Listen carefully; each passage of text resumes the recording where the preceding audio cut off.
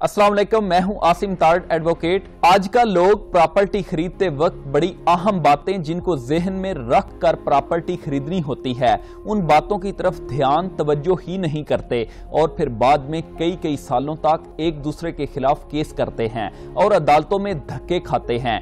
गांव देहातों में प्रॉपर्टी फ्रॉड कम होता है, जबकि शहरों में तो आए रोज हम देखते हैं लोगों के साथ फ्रॉड होते हैं।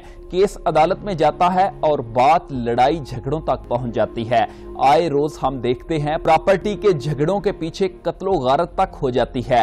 इन लड़ाई झगड़ों से बचने के लिए कितना अच्छा है कि हम जायदाद सोच समझ कर खरीदें और किसी को फ्रॉड का मौका ही ना दें। हमारा कानून भी कहता है मुश्तरी होशियार बाश। ये बात हम अक्सर अखबारों में भी और अवामी जगहों पर भी देखते हैं, लेकिन इस पर गौर नहीं करते। इसका मतलब होता है कि जो भी बंदा प्रॉपर्टी जायदाद खरीद रहा है वो होशियार होकर खरीदे, वो चौकन्ना होकर खरीदे और धोखेबाजों से महफूज रहे, क्योंकि प्रॉपर्टी हमेशा ज़हनी सुकून और अपने सरमाए को महफूज रखने के लिए खरीदी जाती है, ना कि केसों में पड़ने या लड़ाई झगड़े करने के लिए खरीदी जाती है। अगर प्रॉपर्टी खरीदने वाला अहम बातों को ज़हन में नहीं रखेगा तो उसके साथ फ्रॉड हो सकता है। वो कौन सी बातें हैं जिनको ज़हन में रखकर प्रॉपर्टी खरीदनी चाहिए? नंबर 1, सबसे पहले ये तसल्ली करें कि जिससे प्रॉपर्टी खरीद रहे हैं क्या वो जायदाद का असल मालिक है।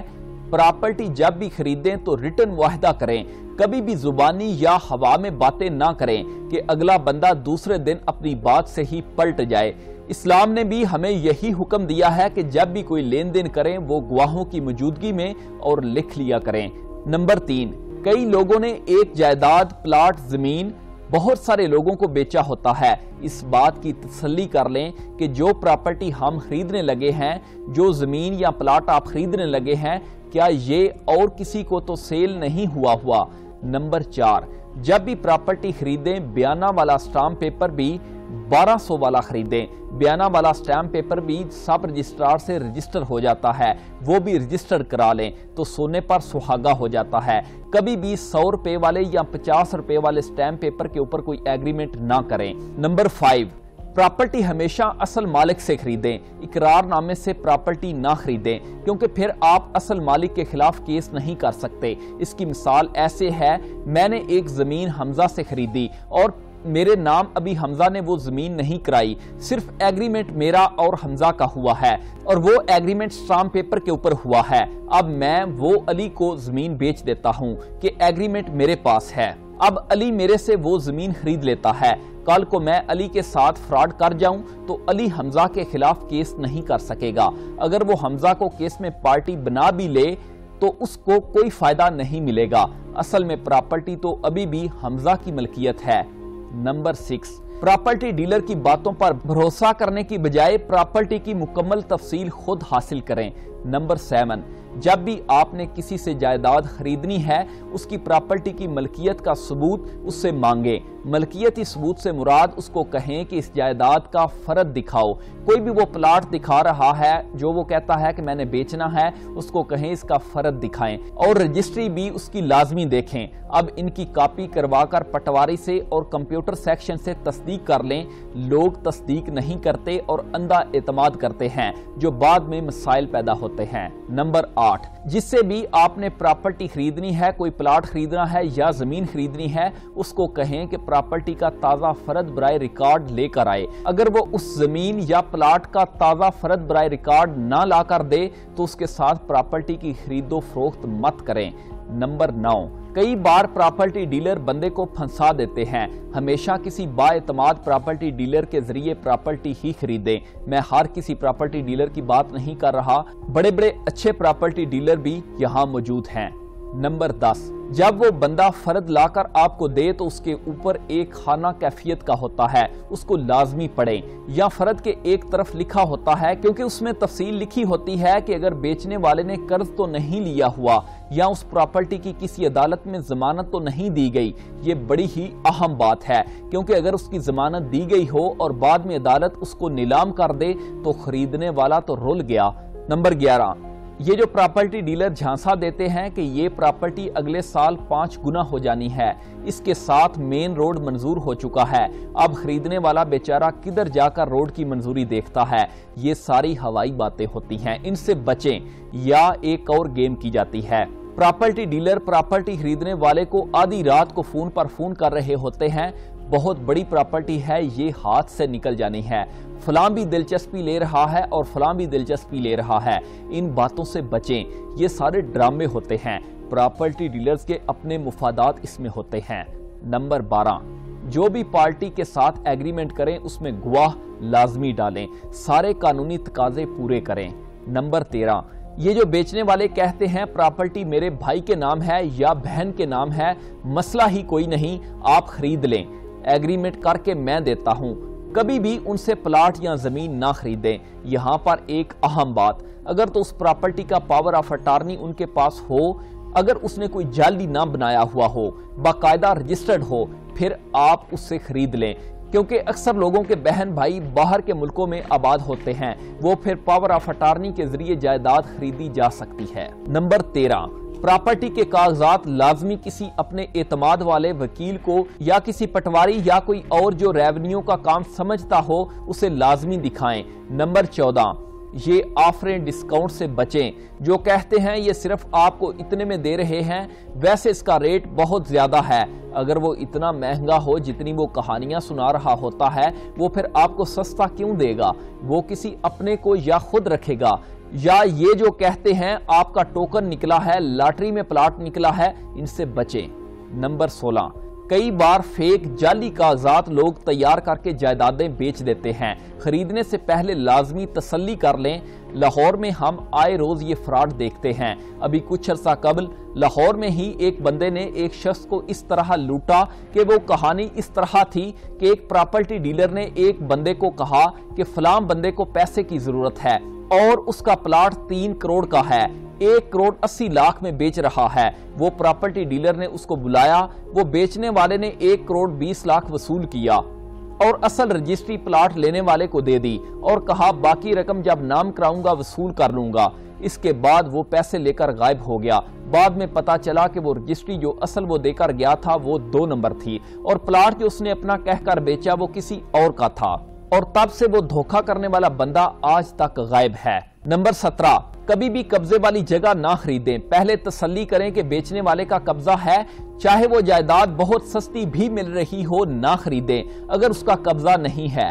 آئے روز ہمارے معاشرے میں ہم دیکھتے ہیں قبضے کے اوپر قتل و غارت ہو جاتی ہے۔ نمبر 18، اگر آپ رہائش بنانے کے لیے پلاٹ خرید رہے ہیں تو یہ لازمی تسلی کر لیں کہ ان کو تتیمہ جات لگے ہیں یا نہیں، مطلب پلاٹ علیحدہ علیحدہ ہیں کیا، ان کی تقسیم ہوئی ہے۔ اس کی مثال ایسے ہے کہ اکثر مشترکہ جائیداد ہوتی ہے 4 بھائیوں کی، اب ایک بھائی اپنے حصے کا ایک پلاٹ مشترکہ جگہوں میں سے 2 نمبری کے ساتھ 2 مختلف لوگوں کو بیچ دے، ایسے بھی اکثر کیس سامنے آئے ہیں۔ یہ لازمی تصدیق کر لیں کیونکہ قانون کے مطابق مشترکہ حصہ دار مشترکہ کھاتہ میں ہر جگہ کے مالک ہوتے ہیں۔ اس کی مثال ایک اور بھی ہے، اگر تتیمہ نہ لگا ہو تو ایک بھائی کا حصہ جو انہوں نے آپس میں ویسے بات چیت سے طے کیا ہو وہ ایکڑ کا پچھلا حصہ ہو، اب مثال کے طور پر تتیمے لگے ہوئے نہیں اور وہ فرنٹ سے بیچ دے، اس بات کا خیال رکھنا بہت ضروری ہے۔ مزید سادہ معنوں میں بات کی جائے تو مشترکہ پراپرٹی تقسیم ہوئی خریدیں۔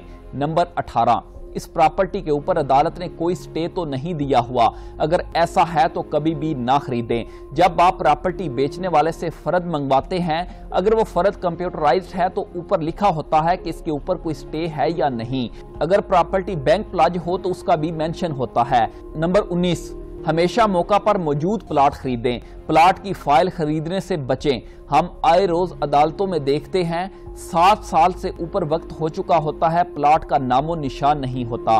اگر خریدیں بھی تو اس سوسائٹی کی کریڈیبلٹی دیکھ کر فائل خریدیں کہ ان کا سابقہ ریکارڈ کیا ہے، انہوں نے لوگوں کو تنگ تو نہیں کیا۔ نمبر 20، یہ جو بکنگ کے نام پر لوٹتے ہیں ان سے بچیں کہ بکنگ بند ہو جائے گی، ایسے ہو جائے گا، اگر آپ کی قسمت میں ہے تو وہ آپ کو لازمی ملے گا۔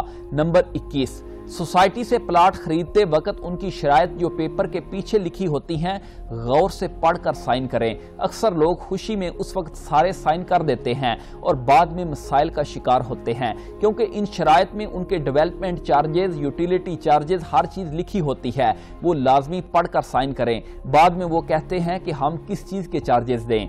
नंबर 22, प्रॉपर्टी खरीदते वक्त जिस बात पर भी शक गुजरे वो लाजमी क्लियर करें, क्योंकि आप पैसे देकर प्रॉपर्टी खरीद रहे होते हैं। नंबर 23, जो प्रॉपर्टी आपको मार्केट रेट से सस्ते दामों मिल रही है तो उसमें लाजमी फ्रॉड होगा। अगर कोई आपसे महंगे दामों खरीद रहा है तो उसमें भी कोई गड़बड़ लाजमी होगी। हो सकता है वो पेमेंट में मसला कर जाए या उसका दिया चेक डिसऑनर हो जाए, वगैरह वगैरह। नंबर 24, जिस सोसाइटी में भी प्लॉट खरीद रहे हैं तस्दीक करें ये सोसाइटी रजिस्टर्ड भी है या नहीं है।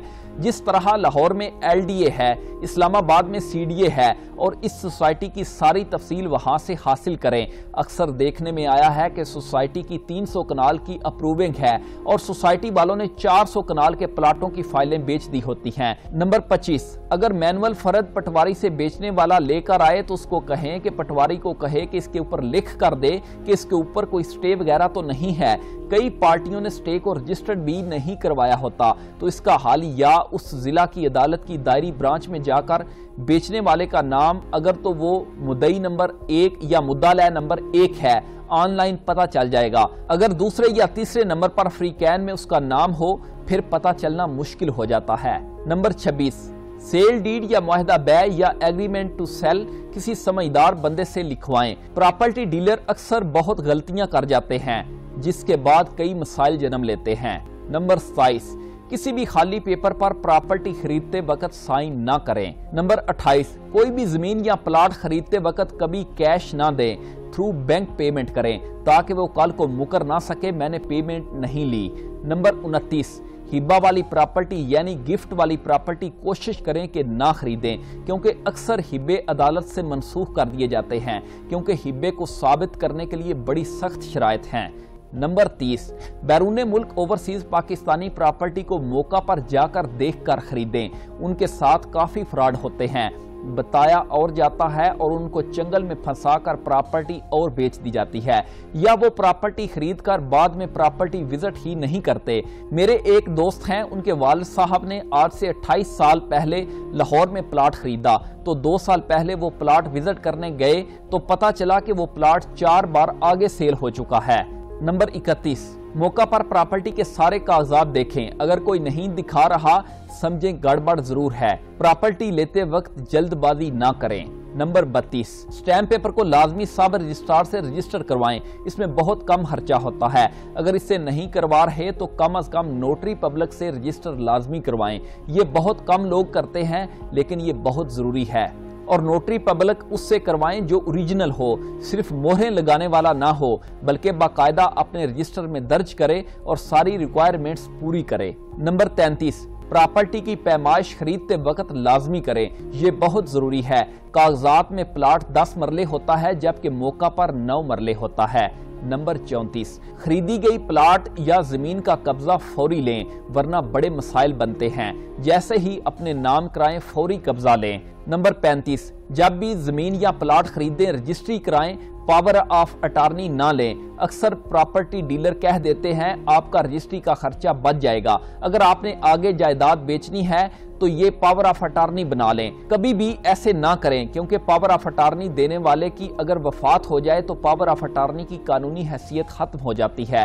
अब नाम तो प्लाट उसके होता है, अब आपकी किस्मत उसके वारिस आपके नाम कराएं या ना कराएं।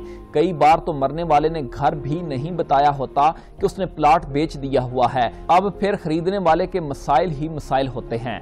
नंबर 36, बेचने वाले ने रजिस्ट्री के वक्त फर्द बै निकलवानी होती है, मतलब अब वो बंदा जमीन बेच रहा है, इस फर्द बै के ऊपर ही रजिस्ट्री होनी होती है। अगर इन बातों पर अमल किया जाए बहुत हद तक फ्रॉड से बचा जा सकता है। इजाजत दीजिए, अल्लाह हाफिज।